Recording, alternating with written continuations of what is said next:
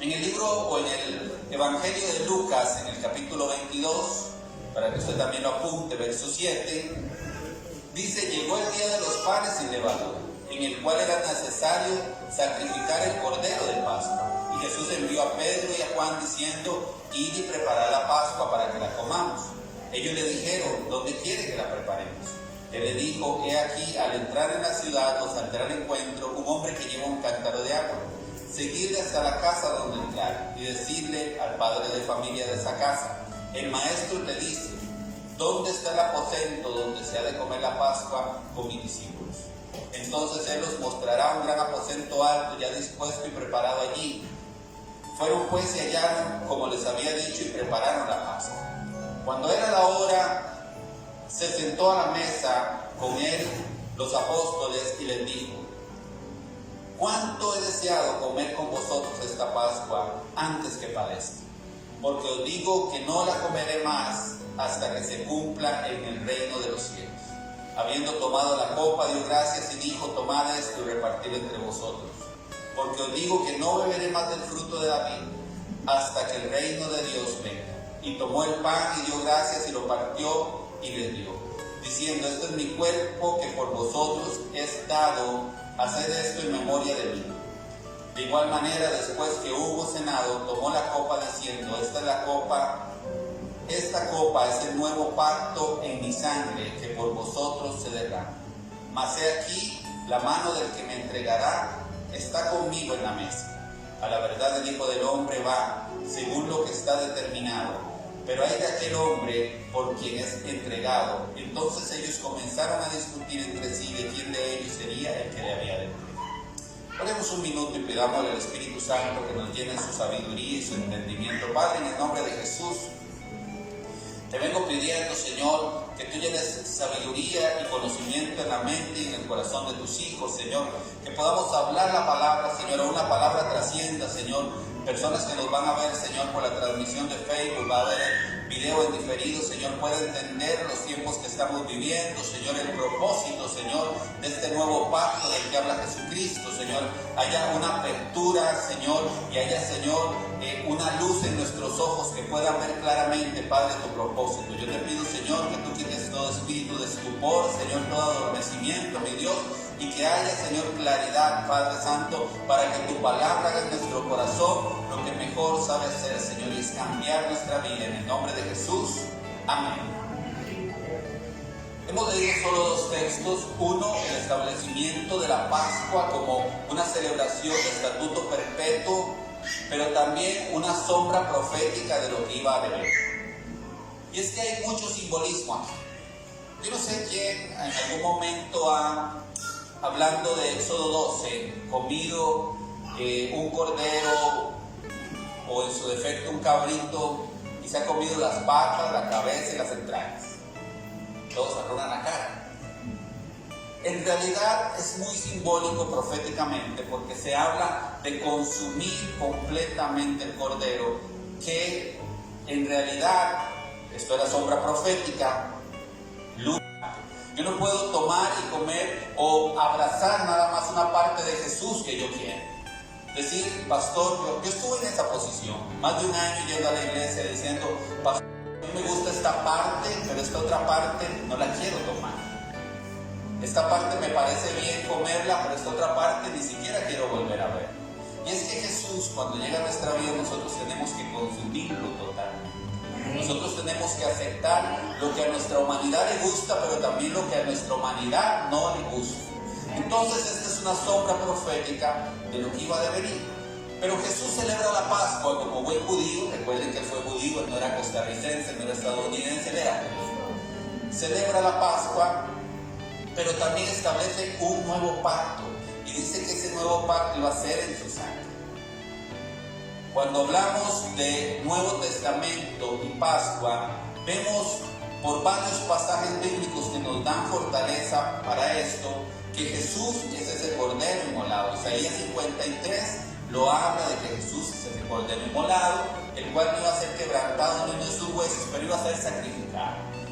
Cuando vemos la muerte de Jesús, Yo los voy a invitar como iglesia a una lección especial que vamos a dar de discipulado para ver y establecer bien lo que son las fechas de la Semana Santa. Si bien es cierto, vamos a celebrarla, pero algunas cosas que la Biblia nos da una fortaleza para decir qué tiempo de verdad es el que puede haber muerto Jesús o entregado su vida, y usted va a asistir si quiere darse cuenta de eso. Pero quiero darle 1 Corintios 5:7, donde el apóstol Pablo, por la revelación del Espíritu Santo, nos dice: limpiaos pues de la vieja levadura, para que seáis nueva masa, sin levadura como sois, porque nuestra Pascua, que es Cristo, ya fue sacrificada por nosotros. Ese cordero que se profetizó ya fue sacrificado, y es Jesucristo, y fue sacrificado por nosotros, por su pecado y por mi pecado. Amén. Amén. Limpiados de la levadura. Recuerde que bíblicamente, cuando se habla de levadura, se habla de pecado. Siempre que usted hable de levadura o que escuche que la Biblia habla de levadura, Jesús le dice a sus apóstoles, sus discípulos: no se contaminen con la levadura de los fariseos y los saduceos. No estaba hablando de receta de comida, no estaba hablando de pan, estaba hablando de pecado. Entonces el apóstol también nos dice: límpiense de la vieja levadura, para que sea nueva masa, sin levadura, o sea, sin pecado, porque nuestra Pascua, que es Cristo, ya fue sacrificado por nosotros. Entonces ya no es una liturgia, ya no es una ceremonia religiosa, sino es el cumplimiento de esto en Cristo Jesús y en nosotros como su iglesia. Quiero irlo ubicando en esta parte. Y quiero dejarle una tarea para esta Semana Mayor, Semana Santa o este tiempo de Pascua, como usted quiera decirle, con eso no tenga problema. Quiero dejarle una tarea, quiero que usted lea Hebreos, el capítulo 8, capítulo 9 y capítulo 10. Son 3 capítulos que lo van a llenar usted del entendimiento, porque el apóstol empieza a hablar y empieza a decirle a cada uno de los discípulos de él, incluyéndonos nosotros, de qué se trata el sacrificio de la Pascua, cómo es el cumplimiento de la Pascua, por qué se hace cada cosa. Entonces, Hebreos 8, 9 y 10, eso le queda de tarea para que usted lo lea y se llene de conocimiento de la palabra. Pero voy a tomar un pequeño texto del libro de Hebreos, en el capítulo 10, del verso 12 al 14, que dice: pero Cristo, habiendo ofrecido una vez y para siempre un solo sacrificio por los pecados, se ha sentado a la diestra de Dios. De ahí en adelante, esperando hasta que sus enemigos sean puestos por estrado de sus pies, porque con una sola ofrenda hizo perfectos, o nos hizo perfectos para siempre. Ya esa sombra profética donde tenían que sacrificar, donde tenían que presentar sacrificio, porque era necesario para el perdón de pecado el presentar sangre. Imagínense que si hubiéramos estado en ese tiempo, ustedes tendrían este lugar lleno de cabras, de ovejas, de palomas, de todo. Yo estaría con un cuchillo en un altar desollando todos estos bichos, ¿verdad? Y después se pondrían en un lugar, que era el lugar donde presentaban los sacrificios, que eran aproximadamente una parrilla de 32 metros. Imagínense cómo olía eso a carne, ¿verdad? Ya va llegando el almuerzo. Pero se presentaba la sangre. Dice, y esa es la tarea que yo les quiero dejar, ese libro de los Hebreos, que Jesús se presentó no solamente como sacrificio, porque Él se presentó a sí mismo como sacrificio. Él dice: a mí no me quitan la vida, yo la entrego por ustedes. Y Él se presenta como sacerdote, o sumo sacerdote, pero también como sacrificio, un sacrificio de una vez y para siempre. Así que si en algún momento le dicen a usted que usted tiene que hacer un sacrificio para algo, eso es religiosidad y doctrina errónea. Usted lo que tiene que dar es la milla extra en la carrera del cristiano, pero usted no tiene que sacrificar nada, usted no tiene que flagelarse, usted no tiene que andar de rodillas, no. Usted tiene que abrazarse a la misericordia de Dios, porque recuerde que la Pascua es misericordia de Dios. ¿Y para qué es misericordia de Dios? No solamente para los que van a una iglesia, sino para los que están allá afuera. Para los que no conocen de Cristo, para los que nunca han escuchado de Cristo, para aquel que está perdido y es necesario que un hombre y una mujer de Dios le traiga un mensaje de misericordia. Amén. Quiero, para empezar a predicar esta mañana, ya que pusimos las bases sobre lo que era la sombra profética de la Pascua y pusimos las bases de lo que es el nuevo pacto para la cena del Señor. ¿Recuerdan que ahora en el aniversario celebramos la cena del Señor? Partimos el pan, tomamos el vino, recordamos ese sacrificio.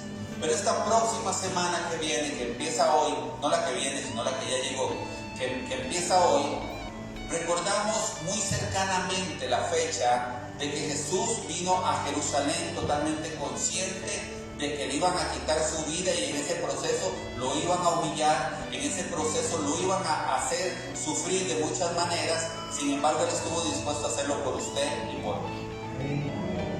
Pero ¿qué tiene la iglesia como responsabilidad para recordar estos tiempos? ¿Qué tiene que hacer la iglesia en este tiempo?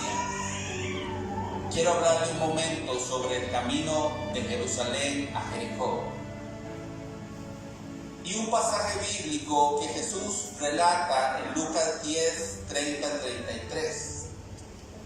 Dice la palabra: respondiendo Jesús dijo: un hombre descendía de Jerusalén a Jericó y cayó en manos de ladrones, los cuales le despojaron e hiriéndole se fueron, dejándole medio muerto. Aconteció que descendió un sacerdote por aquel camino y viéndole pasó de largo. Dígale, pasó de largo. Asimismo un levita, llegando cerca de aquel lugar y viéndole pasó de largo. Dígale, pasó de largo. Pero un samaritano que iba de camino vino cerca de él y viéndole fue movido a misericordia. Déjame decirte algunas características del camino de Jerusalén a Jericó. La gente que caminaba por ese camino, generalmente judíos, lo hacían para nunca toparse con un samaritano. Porque para el judío el samaritano era un ser despreciado. No adoraba donde decían que tenían que adorar, sino que establecía que era otro templo en el que tenían que adorar. Era gente repudiada por la raza judía. Entonces ellos caminaban de Jericó a Jerusalén por ese camino para no toparse con samaritanos. Déjame decirte otra cosa: era una ruta de comercio y de muy buen comercio. Entonces la gente que transitaba por esa ruta iba por negocios a vender, a comprar o a cobrar. Entonces la gente que caminaba por ahí era gente que le iba muy bien. Aquí tenemos dos personajes primero que lo vieron y pasaron de lejos. ¿Quiénes eran esos dos personajes? Ayúdenle a predicar al pastor. ¿Quiénes lo vieron? Un levita y un sacerdote. El levita era el que ministraba en el templo, el sacerdote era el que presentaba el sacrificio. Y el levita y el sacerdote, pastor, qué barbaridad, pasaron de lejos. En este pasaje vemos muchas cosas que tenemos que poder analizar. Sin embargo, el que era vil, el que era menospreciado, el que no quería, el samaritano, fue el que lo tomó de la mano, lo levantó, dice que curó sus heridas, puso aceite y puso vino. Eso es símbolo de gozo y símbolo del Espíritu Santo. El aceite, símbolo del Espíritu Santo; el vino, símbolo de gozo. Este samaritano hace lo que le toca hacer. Aquí viene lo que más me gusta.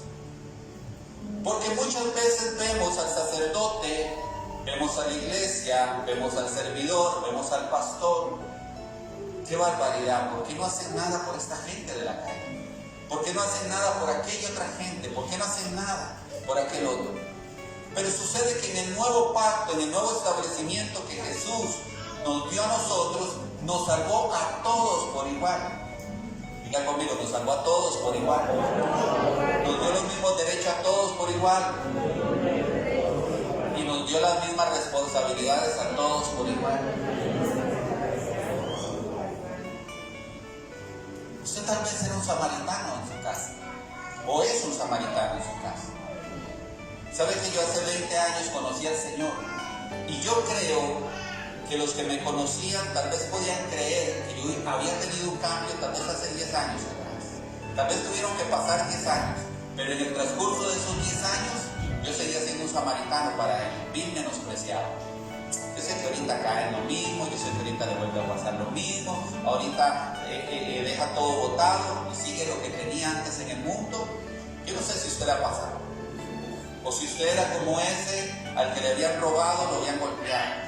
Porque Satanás dice, el enemigo, el que roba, el asaltante, ¿vino para qué? Dice la palabra que vino Satanás. Para matar. Acuérdense al pastor que no se acuerda de ese verso bíblico. ¿Para qué vino el enemigo?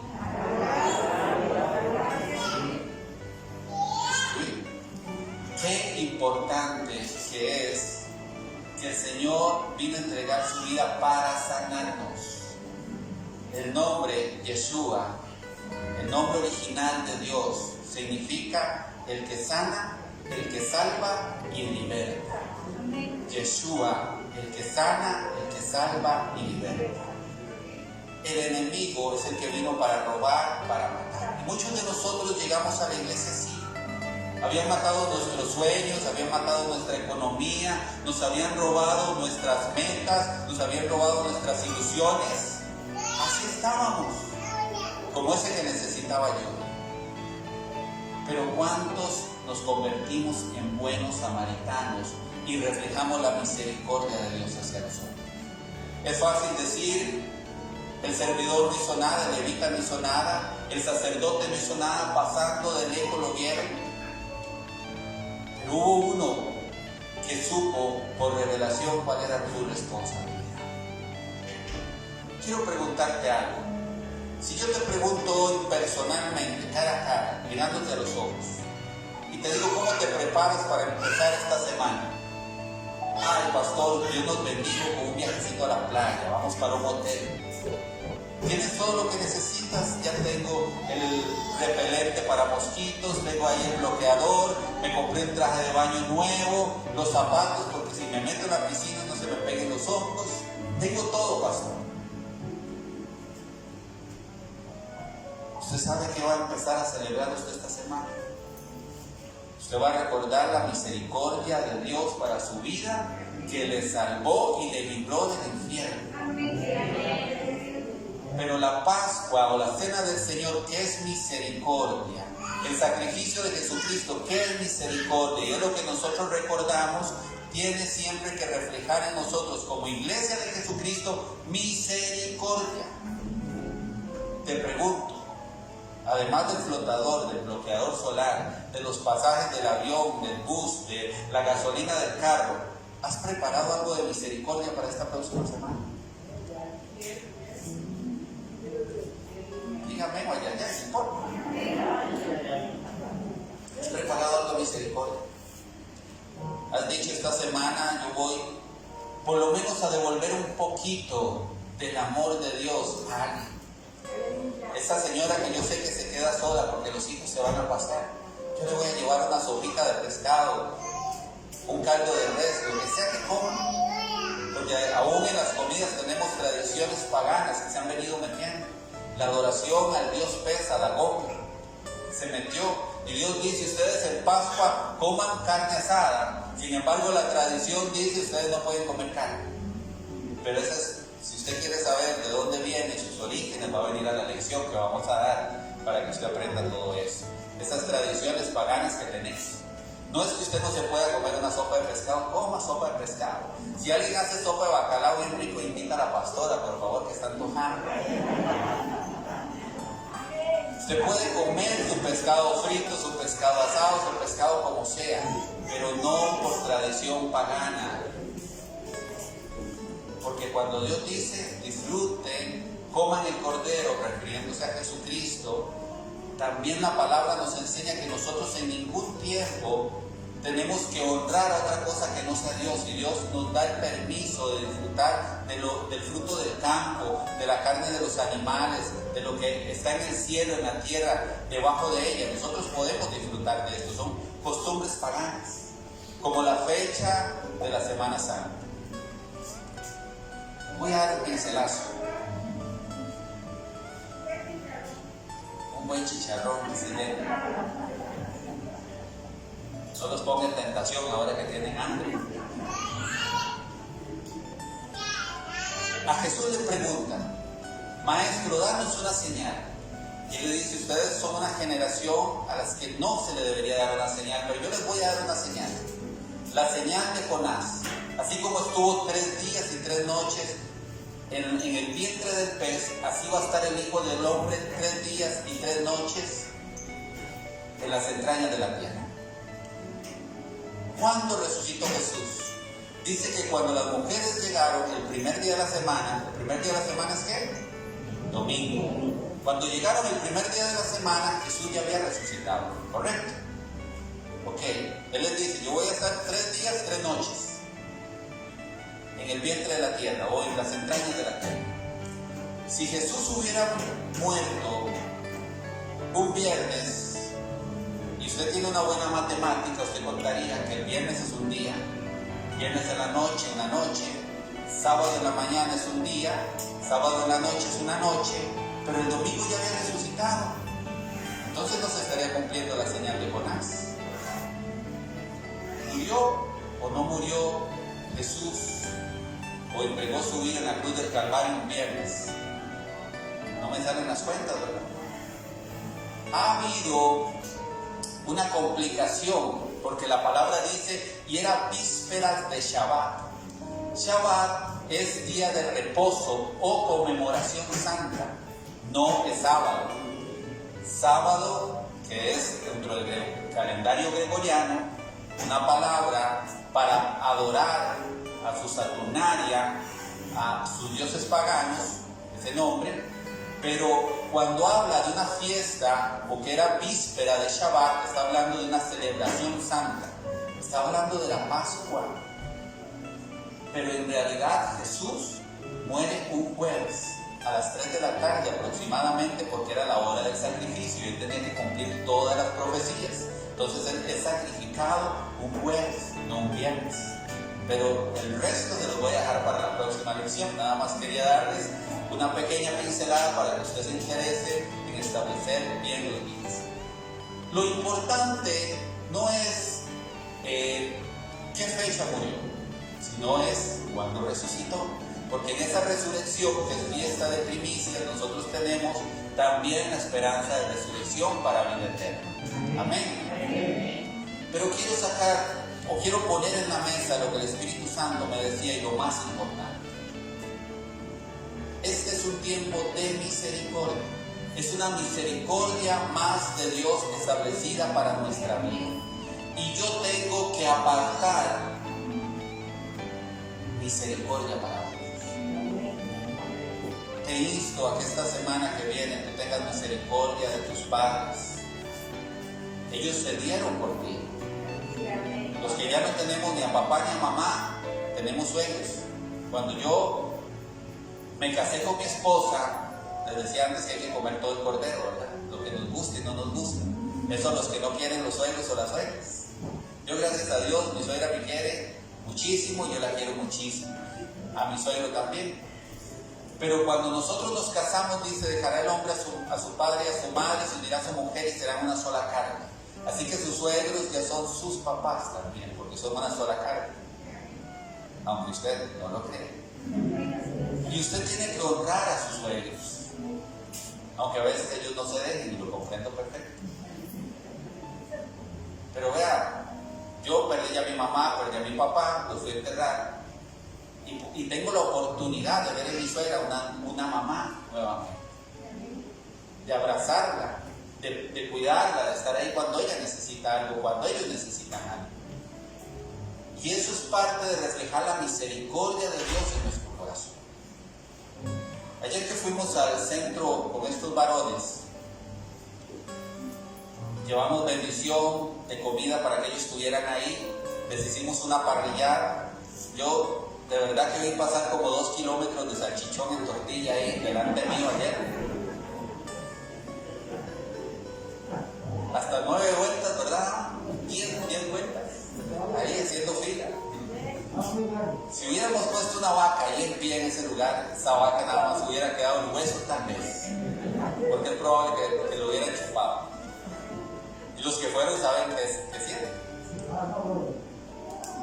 Aparte de lo que nosotros pudiéramos llevarle, aparte de lo que ellos pudieran comer y disfrutar, más que todo fuimos a reflejar la misericordia de Dios para la vida de ellos. Fuimos a darles un sábado diferente, fuimos a llevarles un mensaje, y antes de venirnos les dije, recuerden que Dios tiene grandes cosas para ustedes. Las misericordias de Dios son nuevas cada día. Y ese mensaje no solo es para ellos, sino para nosotros también. La misericordia de Dios es nueva para nosotros todos los días. Qué amor tan grande, que sin usted y yo merecerlo, porque sin usted y yo merecerlo, recibimos perdón de nuestros pecados. Cuando usted lea Hebreos 8, 9 y 10, usted se va a dar cuenta de por qué Jesús fue establecido como sumo sacerdote. Porque dice que no se establece un sumo sacerdote que no esté a favor de los hombres. Él es el que constantemente está interviniendo por nosotros. Él constantemente está enseñando sus manos, sus heridas, hablando: yo entregué la sangre por ellos, porque nosotros pecamos todos los días. Pero ahora la misericordia del Dios Santo debería verse en nosotros. Pastor, tenemos que poner en el dintel de nuestra puerta sangre. No. Tenemos que poner testimonio. Usted ha visto que en algunos barrios, de esos ninguno vienen aquí, pero en algunos barrios a la casa de algunas personas le dicen que es la casa de los gringos o la casa de los sucios, porque usted de un pronto a otro escucha sartenes, ollas, todo brinca por allá, gritos, y usted dice: es santísimo, yo pensé que iban a matar a alguien ahí. La casa de los sustos, la casa de los insultos, de las malas palabras. Qué lindo que en mi barrio conozcan mi casa como una casa que está protegida con la sangre del Cordero. No, ahí usted no vaya con nada, porque ahí de verdad son gente de Dios. La sangre de Jesús por señal en esa casa, en tu casa, en mi casa. No es algo que es físico, es algo que espiritualmente se establece ahí. Oiga, a nosotros nos ha pasado muchísimas veces que la gente tal vez viene con planes de maldad y brincan de una casa a otra casa. ¿Por qué? Porque cuando la señal de la sangre de Jesucristo está sobre el dintel de tu puerta, todo lo que está ahí para adentro, Dios lo protege, Dios lo cuida, Dios lo guarda. Pero ¿qué estamos haciendo nosotros? ¿Qué reflejo estamos haciendo del amor de Dios? ¿Cuántos echaron en su maletín misericordia para alguien? Oiga, usted no tiene necesidad de conocer a alguien para tener misericordia a esa persona.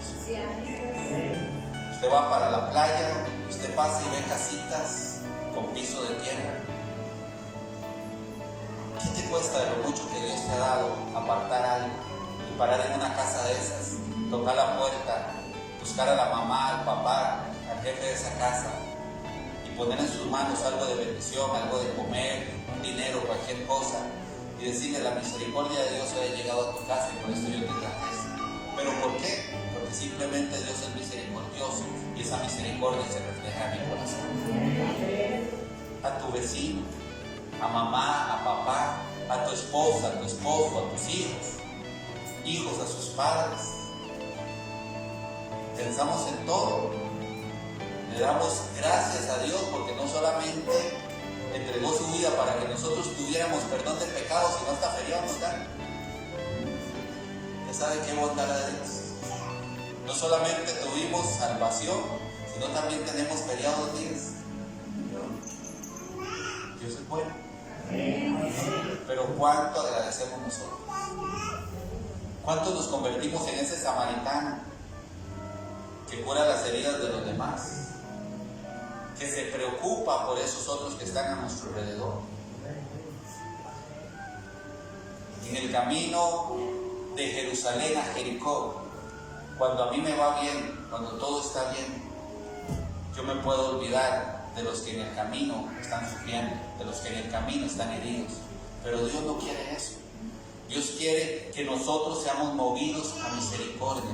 Y dice la palabra: y el samaritano se acercó porque fue movido a misericordia.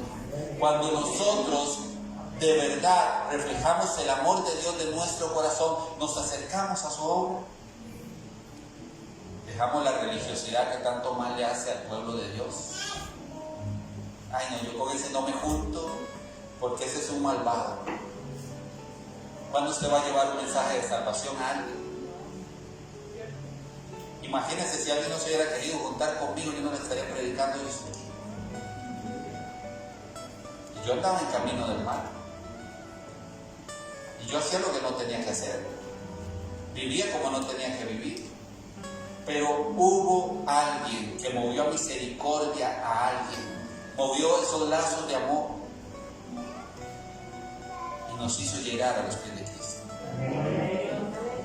Ahora yo tengo seguridad en mi casa. Tengo seguridad de la vida eterna. Tengo alegría en mi corazón por la misericordia de Dios que fue nueva para nosotros. Pero tengo una responsabilidad también. Tengo que reflejar ese amor de Dios. No porque ser pastor, porque yo me congrego aquí igual que usted. Le digo que yo tomo el micrófono para predicarle a usted. Pero igual soy el administrador de la iglesia de Jesucristo. Usted tiene una responsabilidad, yo tengo una responsabilidad, que es dar de lo que por gracia hemos recibido. Pero ¿cuánto estamos dando por gracia? ¿Cuánto tienes listo para dar para esta semana? Pastor, usted me agarró fuera de base, porque he comprado y he tenido todo ya calculado. Hay gente tan linda, y ayer hablábamos de eso. Hay gente que faltando un mes y va a hacer un paseo, tienen todo empacado y listo. Y usted le saca una pasta de dientes y se vuelve loco ya porque lo sacaron de su lugar de planificación. Hay otros que no. Llega el día del paseo, abre el maletín y echa lo que sea y ahí se va tranquilo. Ya sea que usted sea de los preocupados o despreocupados, usted tiene que tener una buena porción de misericordia para compartir esta semana también. Les he hablado sobre el establecimiento del antiguo pacto en Éxodo 12 y el establecimiento del nuevo pacto por la sangre de Jesucristo. Así que usted no tenga temor de estar haciendo nada malo si usted recuerda ese sacrificio de Jesucristo en este tiempo. Como les digo, la fecha es muy acertada. Si ustedes, los que han tenido la oportunidad de venir a discipulado, que ya les dimos un calendario judío, hebreo, para que comparara con los meses de nuestro calendario gregoriano, se dan cuenta que estamos en un tiempo muy acercado al tiempo original, donde Jesús padeció por nuestros pecados y que sobre todo no solo padeció y fue crucificado, entregó su vida, sino también que resucitó. Y en esa resurrección nosotros tenemos que tener alegría, tener gozo. Así que alguien puede decirle a usted felices Pascuas de Resurrección, dígale usted feliz estoy de esa Pascua de Resurrección. Porque en realidad muchas veces hasta el acercarnos a la tradición con algunas cosas nos hace sentirnos inseguros.